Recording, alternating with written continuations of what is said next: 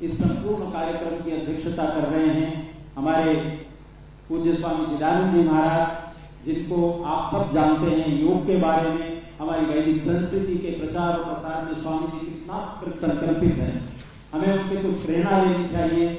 गंगे नमामि गंगे जो सरकार की योजना है, उसको निर्मल और स्वच्छ कैसे रख सकते नदियों को, ये पवित्र भावनाएं स्वामी जी देश देशांतर में दे रहे हैं। योग और वैदिक संस्कृति के प्रचार प्रसार में कृत संकल्पित हैं और हमें पूरा आशीर्वाद मिलता है। रात के 12 बजे भी फोन करते हैं कि क्या काम चल रहा है। मैं पूज्य स्वामी जी से निवेदन करता हूं कि अपना वक्तव्य हमारे समक्ष रखें। सम्मेलन का उद्देश्य क्या है? पूज्य स्वामी चिदानंद सरस्वती। ओम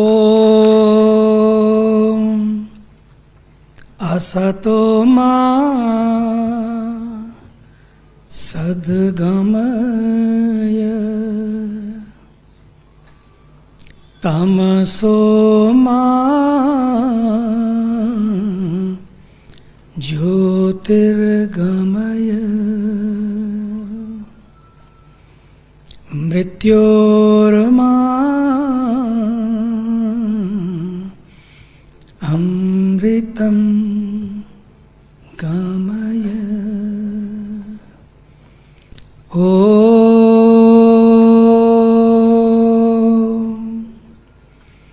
शांति शांति शांति।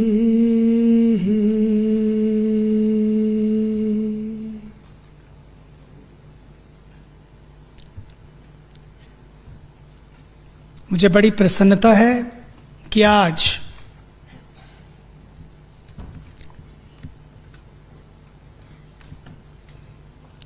जैसे हमने प्रवेश किया,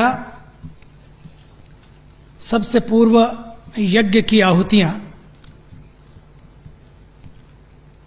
हम सबने डाली और उसकी शुरुआत करते हुए, प्रारंभ करते हुए हम सब अंदर आए। मुझे ये कहते हुए कोई भी संकोच नहीं है। हमने यज्ञ किया, यज्ञ करके अंदर आए और बचपन से मुझे तो यज्ञ अपने घर से भी करने का मौका मिला। मैं तो बहुत छोटा था, 8 साल का, उसके बाद 1 साल का मौन, उसके बाद मुझे जंगल की यात्रा करनी पड़ी, फिर जंगल से लेकर पूरे विश्व की यात्रा। लेकिन सब को यज्ञ करते हुए देखते हुए, यज्ञ में वातावरण उत्पन्न करते हुए भी मुझे इस बात में कोई भी संकोच नहीं है कि आज हमारे देश का सौभाग्य है।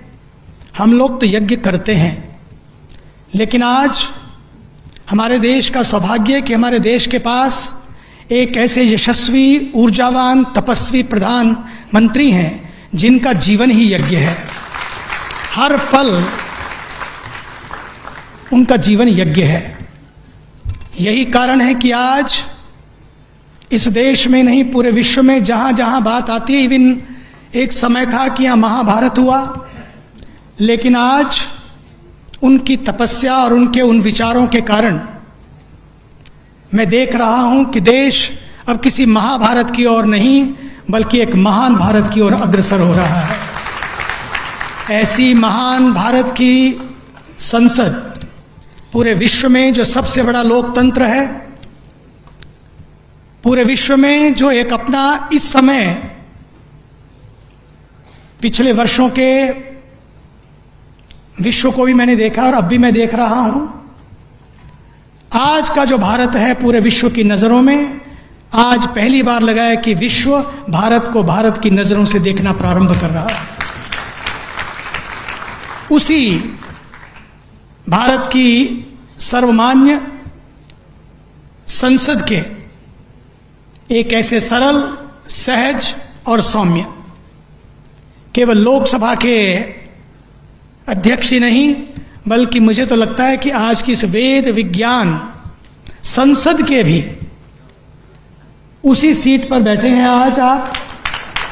और इसलिए समय आ गया है, समय आ गया है कि उसकी क्या दिशा हो। सबसे पहले तो मैं हमारे श्री कैलाश चौधरी जी, मैं अमेरिका में था जब निश्चय हुआ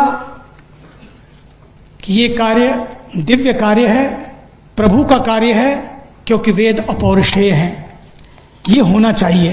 कहाँ हो, किस जगह हो, तो लगा कि ये एक ऐसा बीज है जिस बीज को इस तरह से वपन करना है कि ये वेद वाणी विश्ववाणी बने, वेद भाषा विश्व भाषा बने,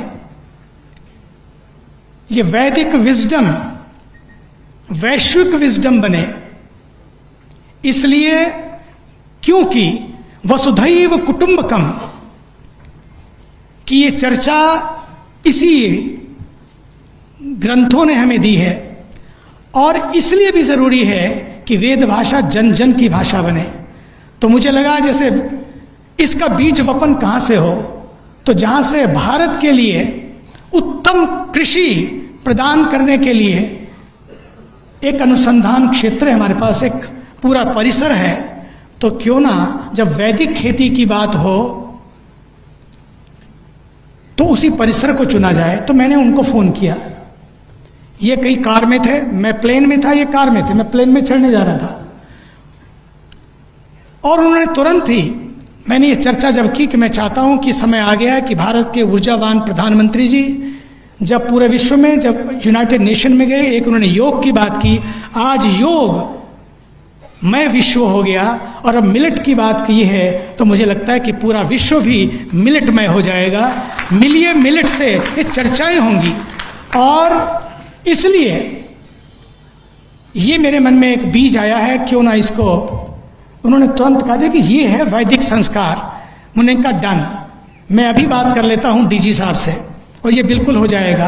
कॉल करके वापस कॉल किया, और नॉट ओनली दैट, उन्होंने एक बात मुझे कही, बोले मेरी एक इच्छा है, मुझे तो आपने कहा आप हमारे आदरणीय कृषि राज्य मंत्री जो इन सब विषयों में बहुत रुचि लेते हैं, क्योंकि मैं तो वैसे जानता ही था, उनको लगा कि वो परिचय दिया उन्होंने कि बड़े संस्कारी हैं, बड़े कर्मठ हैं, और बड़ी कई बातें मुझे उन्होंने बताई अपने मंत्री जी के बारे में। देखिए ये संस्कार है, नहीं तो मंत्री जी तो वो भी हैं, कह दे तो बात होगी, बात पूरी हो गई, हो जाएगा। लेकिन ये बात कहना कि आप आदरणीय मंत्री जी से भी बात कर लीजिए और अच्छा लगेगा, उनको भी इनवाइट करिए। लेकिन अपने तो पहले लिस्ट बन चुकी थी, तो भी हमने कहा मेरे को बिल्कुल नो प्रॉब्लम, डन। और आज मैं प्रसन्नतापूर्वक कहना चाहता हूं, जस्ट 1 मिनट की कॉल, वो पार्लियामेंट में थे, जैसे पार्लियामेंट से बाहर निकले 5 मिनट के बाद ही फोन आ गया कि कहिए प्रभु। मैंने उनको बताया, उन्होंने भी कहा डन, और उसी समय इसकी पूरी भूमिका बन गई कि क्योंकि परिसर तो चाहिए, और परिसर भी ऐसा जहां पर जो बीज पड़े तो वैश्विक बीज बने, वो वैश्विक वृक्ष बने। और आज समय आ गया ऐसे हमारे आदरणीय श्री नरेंद्र सिंह तोमर जी भी, और साथ ही बैठे हुए जिनको अभी अभी आपने सुना, सागर में गागर भर दिया, वैदिक सागर में गागर की तरह उन्होंने जल भरते हैं, जैसे परिचय कराया इस वैदिक विजडम का। ऐसे हमारे आदरणीय डॉक्टर श्री सत्य प्रकाश जी, वैसे उनके बहुत सारे परिचय हैं, लेकिन और उन्हीं के साथ बैठे हुए हमारे आदरणीय स्वामी आर्यवेश जी, आदरणीय प्रेमपाल जी शास्त्री जी, बड़े विद्वान हैं डॉक्टर साहब, प्रोफेसर साहब, और उन्हीं के साथ पूज्य एक ऐसे ऋषि कि जिन्होंने गुरुकुलों की परंपरा में एक अद्भुत योगदान दिया है। ऐसे हमारे परम पूज्य परम आदरणीय स्वामी प्रणवानंद जी महाराज, और हमारे सभी संत सामने बैठे हैं, स्वामी जैन जी महाराज, मैं सबका नाम लूंगा तो लेट हो जाएगा, और सभी विद्वत वृंद, मातृशक्ति और मेरी प्यारी बहनों और प्यारे भाइयों। अभी बात हो रही थी कैसे, इसका उद्देश्य क्या है। मैं अभी पढ़ रहा था, अभी अमेरिका में मुझे किसी ने विकिपीडिया दिखा, बोले कि विकिपीडिया पे ऑनलाइन देखा, सब देखा, मुझे लगा विकिपीडिया है तो और विकिपीडिया की कहानी बड़ी अजीब है, कैसे शुरुआत हुई विकिपीडिया की।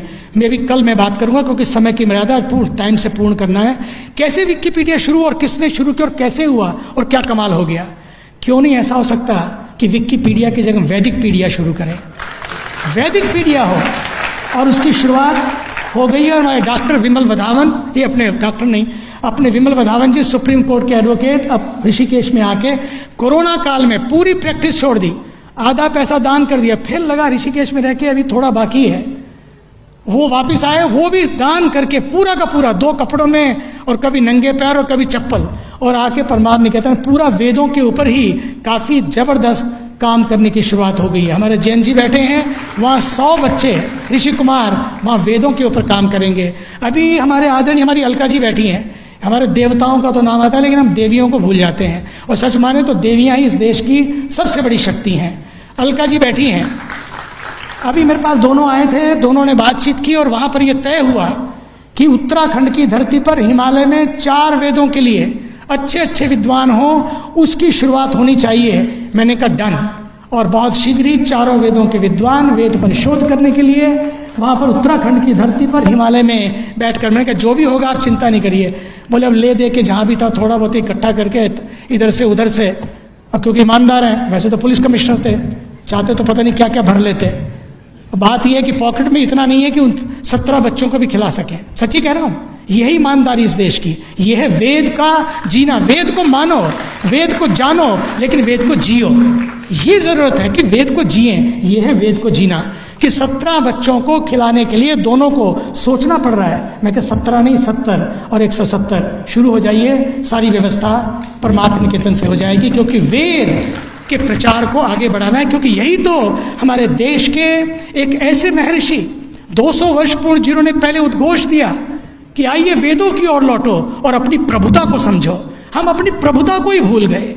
उस प्रभुता को समझने के लिए भारत के ऊर्जावान प्रधानमंत्री जी ने, इसलिए जब उन्होंने सबसे पहले कार्यक्रम की शुरुआत की, घोषणा की, हम सुन रहे थे, देख रहे थे कि किस तरह से उन्होंने महर्षि दयानंद जी के उन कार्यों को, उस समय कैसा क्रांतिकारी समय था वो, कितनी मुसीबतें थी, लेकिन उन्होंने सबसे अपनी तपस्या, अपनी पवित्रता के बल पर उन्होंने मुचैटा लिया, सबसे भिड़े, सबसे लड़े और आगे बढ़ते ही चले गए। ना डरे, ना किसी को डराया, लेकिन अपनी बात को आगे बढ़ाया। और यही आज का कारण है कि आज भारत के प्रधानमंत्री जी ने, फिर आदरणीय अमित शाह जी गुरुकुल में जब पधारे, उन्होंने भी कमाल कर दिया। जो उस दिन बोले वो सुनने लायक है, क्योंकि समय की मर्यादा है, मैं नहीं कहना चाहूँगा अभी सारी बातें। आदरणीय सत्यपाल जी ने सारा कार्यक्रम किया था, अद्भुत था वो कार्यक्रम, इतनी भीड़, इतने लोग, इतनी सुंदर कार्यक्रम। लेकिन अंतिम बात, क्योंकि समय की मर्यादा है, देखो अभी बात चल रहे थे कि इतनी पुरानी, हजारों साल पहले, पर मुझे लगता है कि ये कोई किताब नहीं है भैया। औरों के पास होगी किताब, एक एक होगी, औरों के पास एक एक किताब, लेकिन ये केवल एक किताब नहीं है, बल्कि ये पूरे जीवन का हिसाब है। इसमें जीवन को कैसे सजाना है, जीवन को कैसे बनाना है, कैसे अपनी बैलेंस शीट को बनाना है, ये पूरा का पूरा गणित, पूरी की पूरी साइंस इस पूरे वेद में है। कैसे अपनी बैलेंस शीट को बनाओ। You have to watch every day to yourself. I want to tell the students of today, the youth of today, the science and spirituality must go together, and Veda is pure science, nothing but science, but nothing but science. आप बात करते हैं internet की, अभी विमान की बात कर रहे थे, इंटरनेट की बात करते हैं। इंटरनेट चाहिए, जरूर चाहिए, इसलिए भारत के प्रधानमंत्री जी बार बार डिजिटल इंडिया की बात करते हैं। चाहिए, लेकिन इसके साथ साथ इंटरनेट आपको पूरे वर्ल्ड से जोड़ सकता है, लेकिन खुद से नहीं, खुद से नहीं। आपने देखा होगा एक कार में बैठे हुए 5 लोग सबसे जुड़े होते हैं, लेकिन खुद से कटे होते हैं। उन 5 से कटे होते हैं, सभी बिजी हैं अपने अपने स्मार्टफोन के ऊपर। अब सोचिए तो सही, लेकिन वेद कहता है जीवन ऐसा जियो, कट कर नहीं, ना काट कर जियो, ना कट कर जियो, जुड़ कर जियो। यही तो हमारा वेद है। और इसलिए आज इंटरनेट हो, लेकिन साथ साथ इंटरनेट हो। अगर आप भीतर से कट गए, खुद से कट गए, तो क्या करेगा इंटरनेट। बड़े बड़े लोगों के पास सब कुछ है, मैंने पूरे विश्व में देखा है। मुझे तो 45 साल पहले अमेरिका जाने का और पूरे विश्व में जाने का अवसर मिला है। विश्व के राष्ट्राध्यक्षों को मिलने का अवसर मिला है, विश्व के उन सभी मंचों पर जाने का अवसर मिला है। उन सभी मंचों पर जाकर मैंने देखा है, सब सेट है, लेकिन लाइफ अपसेट है। क्या करोगे।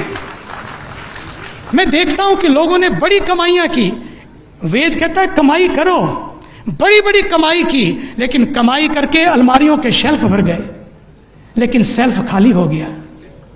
खुद को खाली कर लिया, अलमारियों के शेल्फ भर गए, और शेल्फ भरे हुए आज उन व्यक्तियों के जीवन को पाइए तो खोखला जीवन है। एयर कंडीशन में बैठे हैं लेकिन अंदर हीटर जल रहा है। सोचिए तो सही आप, कैसा जीवन हम चाहते हैं। मैं इस ओर बहुत जा सकता हूं, कैसे साइंस और स्पिरिचुअलिटी दोनों मिलकर काम कर सकते हैं। आज हमें इसी की आवश्यकता है। इंटरनेट भी चाहिए और इंटरनेट भी चाहिए, उसमें दोनों में सेतु बनाने के लिए भारत के ऊर्जावान प्रधानमंत्री आज इसलिए कहते हैं वी नीड्स, हमको स्पिरिचुअलिटी भी चाहिए, हमको अध्यात्म भी चाहिए, हमको साइंस, हमको विकास भी चाहिए, हमको विरासत भी चाहिए, हमको इंफ्रास्ट्रक्चर भी चाहिए, हमको इंफ्रास्ट्रक्चर भी चाहिए। वेद आपको इंटरनली स्ट्रक्चर करता है, भीतर से जोड़ता है, आपको अपने मूल और मूल्यों से जोड़ता है, अपनी जड़ों से जोड़ता है। पेड़ कितना भी सुंदर क्यों ना हो, लेकिन जड़ें सूख जाएं, जड़ें कट जाएं, जड़ों में दीमक लग जाए तो पक्का मानकर चलिए 250 पुराना वर्ष का पेड़ मैंने देखा टॉन्स वन में, यमुना नदी के किनारे, 250 वर्ष पुराना, दीमक लगी और गिर गया, खत्म हो गया। आज हमारे युवाओं को यह जानना होगा, अगर आप चाहते हैं कि जीवन में हरियाली बनी रहे, जीवन में खुशहाली बनी रहे, तो पक्का मानिए, क्योंकि पानी और पेड़ जब साथ साथ होते हैं ना, पता है क्या होता है, हरियाली होती है। जहां पानी, जहां पेड़ साथ साथ होंगे हरियाली होगी, और जहां संस्कृति और संस्कार साथ साथ होंगे वहां जीवन में खुशहाली होगी। इसलिए वैदिक संस्कृति और वैदिक संस्कार, इन सबको आगे लाने के लिए आज का ये कार्यक्रम है, जिसमें कल और आज दोपहर के सेशन में खेती की बात होगी, मिलेट की बात होगी, मोटे अनाज की मजे की बात है, अनाज मोटा और करता है पतला, ये विज्ञान है। जो खा ले उसको, अनाज मोटा लेकिन करता पतला। अगर हेल्दी रहना है तो पक्का मानिए आप मोटा अनाज खाइए। इसलिए भारत के प्रधानमंत्री जी, हमारे यहाँ G20 होने जा रहा है, तो सबको हमने पक्का किया मोटा अनाज ही खिलाना है। और मोटा अनाज क्यों, उसकी एक पुस्तिका भी हो छोटी सी। मुझे तो ये लगता है आदरणीय अध्यक्ष महोदय, आदरणीय पवित्र हृदय बिरला जी, आदरणीय तोमर जी और आप सब, मुझे तो ये लगता है कि G20 एक शुरुआत है, G20 एक शुरुआत है, और आने वाले समय में G20 नहीं बल्कि जी ऑल होगा। जी ऑल, यही तो वेद की वाणी है। और जी ऑल, और फिर कहेंगे जब मिलेंगे एक दूसरे के साथ, कहेंगे जी ऑल और जियो ऑल, जियो ऑल।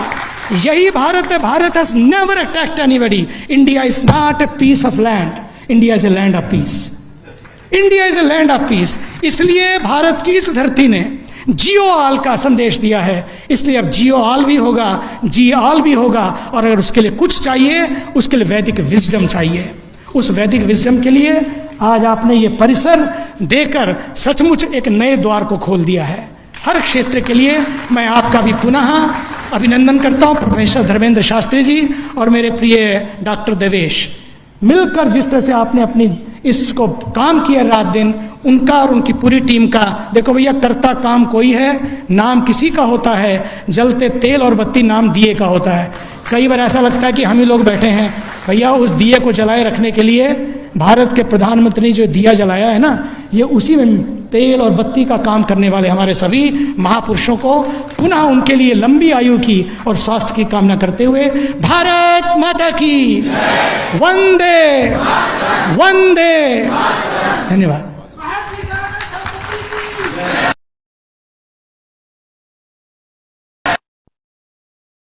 महाराज का बहुत बहुत धन्यवाद हृदय से। शेल्फ तो बहुत भरे हैं लेकिन शेल्फ खाली पड़े हुए हैं। का बहुत वक्तव्य सुंदर आपने दिया है महाराज जी ने। हम बहुत ही आपका पूरे विश्व परिषद की ओर से, परमार्थ निकेतन ऋषिकेश की ओर से भी आपका स्वागत करते हैं, अभिनंदन करते हैं। और जितने भी आए भाई बहन और प्यारे बच्चे, रिसर्च स्कॉलर्स, सब जितने विद्वान बैठे हुए हैं, आप सबकी ओर से मैं पूज्य स्वामी जी के चरणों में नमन करता हूँ।